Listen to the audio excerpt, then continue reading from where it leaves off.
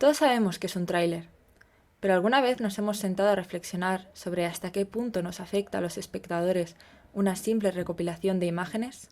¿Qué tiene el tráiler que incide tan terminalmente en nuestro juicio hacia un producto cinematográfico?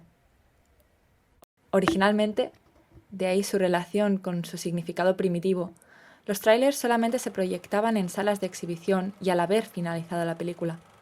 Entre imágenes se intercalaban rasgos sobre la producción, breves intervenciones de director y actores, etc., para anunciar la película como gran evento.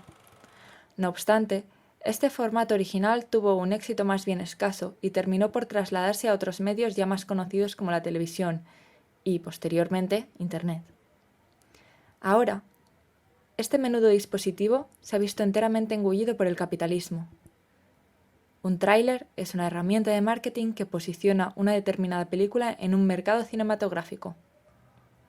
El público es visto, entonces, como un potencial consumidor al que se debe persuadir mediante un uso puramente publicitario del tráiler. Dentro de esa concepción es intrínseca la cuestión de la manipulación simultánea de público y producto. Es entonces un planteamiento que todos nos hemos hecho alguna vez. Dentro del campo cinematográfico, en ningún otro dispositivo juega un papel tan clave la edición como en el tráiler. ¿Cuántas veces hemos entrado al cine con la ilusión de ver una película realmente emocionante y hemos sido decepcionados? Porque el mecanismo del tráiler es insospechadamente poderoso y está tan adherido al sistema que no solemos reparar en ello. Todos recordamos con cariño esa alegre película de la infancia protagonizada por nadie menos que la risueña Julie Andrews, o tal vez no.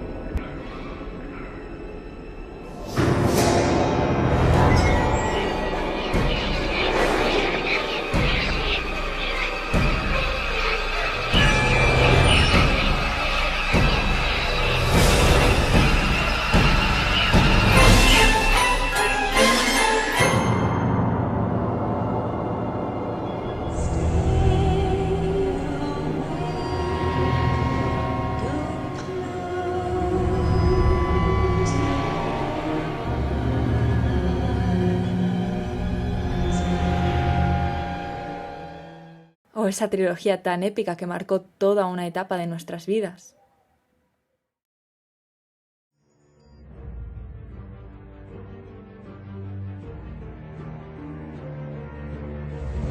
A Mallorca mitja, un mal que es creia destruït ha tornat a Silla.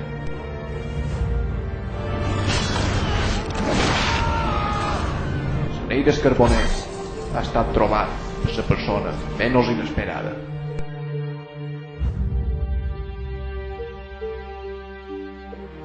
Els collons.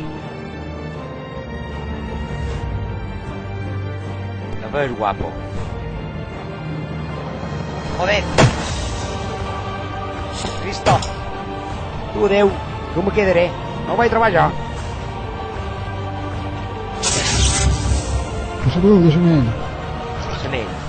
No sé de què em parles. Aquest anell el va fer el Carboner per governar Mallorca mitja. I és l'única manera de destruir-lo per anar a Lluc. Ara!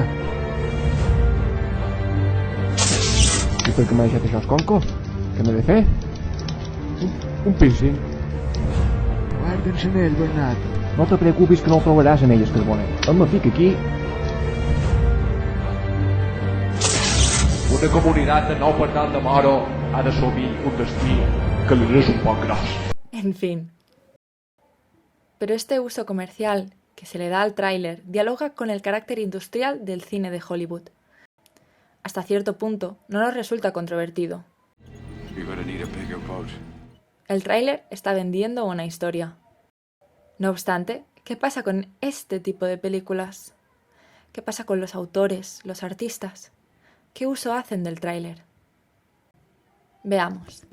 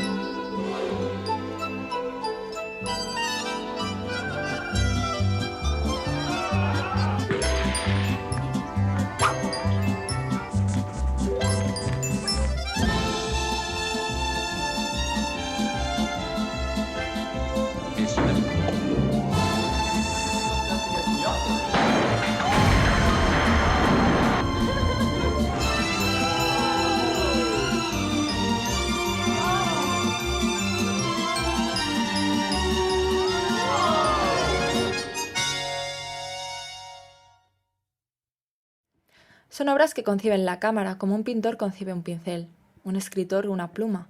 El cineasta es artista, no tiene por qué complacer una audiencia. Del cine se extrae el placer de exteriorizar un cosmos interior, no de enriquecerse.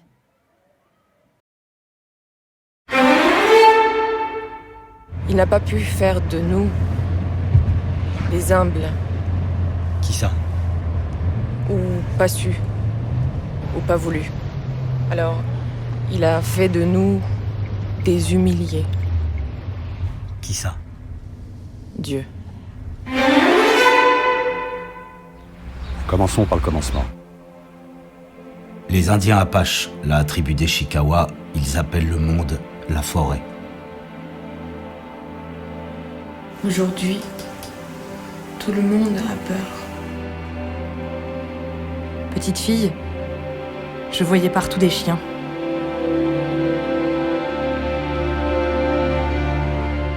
No obstante, el mismo Godard tiene películas con trailers. Utiliza un dispositivo que insiere su obra dentro de un mercado.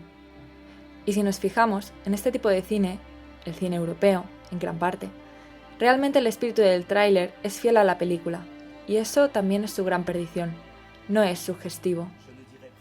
De hecho, la conclusión más sencilla es que este tipo de trailers estén únicamente dedicados al público cinéfilo, el capaz de sonsacar un significado más trascendental a las imágenes. Pero por si acaso el montaje resulta demasiado sutil, el mecanismo que nunca falla y que es un infalible sello de calidad es el de las críticas, las nominaciones, los premios. Sí, fijaos, son una plaga, incansables, omnipresentes, es una conspiración. Ya está. ¿No resulta contradictorio, entonces, en unos autores que se desentienden de la industria, utilizar un dispositivo tan propiamente publicitario? Pero, por otro lado, de algún modo tendrán que sobrevivir a su profesión. He aquí el eterno dilema. El artista genuino, pero marginal, o el artista subyugado, pero con profesión. Sois unos hipócritas, todos. El tráiler deviene un cortometraje que remete a su película, pero es necesario usar un sello de calidad para vender la moto al espectador. En el fondo, es intrínseco el mecanismo manipulativo. Tal vez lo sea en todo proceso de creación, en todo desarrollo de nuestra actividad, la necesidad de apelar la participación del otro individuo, porque nuestra satisfacción personal depende, en diferentes matices, de la aprobación del colectivo. Los seres humanos funcionamos así. ¿Hasta qué punto es el artista un individualista? ¿Es inherente al arte esta condición? ¿Es el artista un superviviente social?